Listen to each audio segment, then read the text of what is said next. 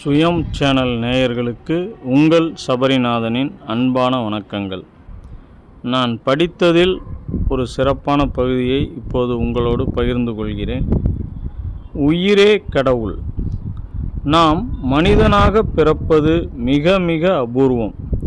அதில் இன்று நாம் அரசர்கள் காட்டிய வழிகளிலேதான் வாழ்ந்து வந்து கொண்டிருக்கின்றோம். அந்த ஞானிகள் காட்டிய வழியில் நாம் வாழவில்லை. நாம் சாப்பாடு சாப்பிடுகின்றோம். ஊறுகாயை கொஞ்சம் தொட்டு சாப்பிடுகிற மாதிரி லேசாகத்தான் காட்டி ஞானிகளை பற்றி சொல்லியிருக்கின்றார்கள்.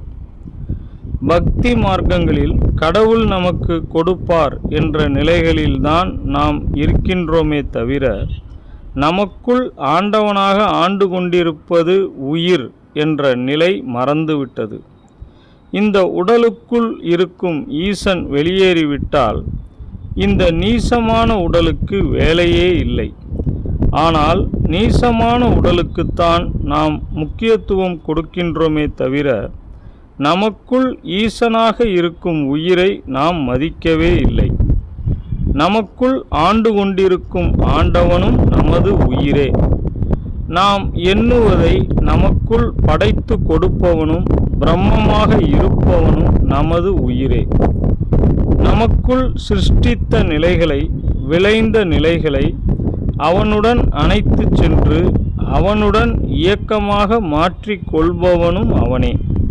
ஆகவே அவனின்றி அணுவும் அசைவதில்லை. இவ்வாறுதான் ஞானிகள் சொல்லியிருக்கின்றார்கள். ஆனால் நாம் இப்போது என்ன செய்கின்றோம்? அவனின்றி அணுவும் அசைவதில்லை என்று எங்கேயோ கையை காட்டி கொண்டிருக்கின்றோம். நமக்குள் ஒரு அணு அசைகிறது என்றால் அவனின்றி அணுவும் அசைவதில்லை. நமக்குள் இந்த உயிர்தான் இத்தனை நிலைகளையும் இயக்குகின்றது. நாம் இதையே அறிய முடியவில்லை என்றால் அங்கே எங்கே எதை அறியப் போகின்றோம்? நமக்குள் ஆண்டு கொண்டிருப்பவன் அவன். அவன் இல்லை என்றால் அங்கு அணு அசையுமோ என்றுதான் அன்று ஞானிகள் சொன்னார்கள். இன்று நாம் அவன் என்று எங்கேயோ காணுகின்றோம். நமக்குள் இருக்கும் உயிரே கடவுள். ஓம் நமச்சிவாய. இத்துடன் இந்த பதிவு முடிகிறது.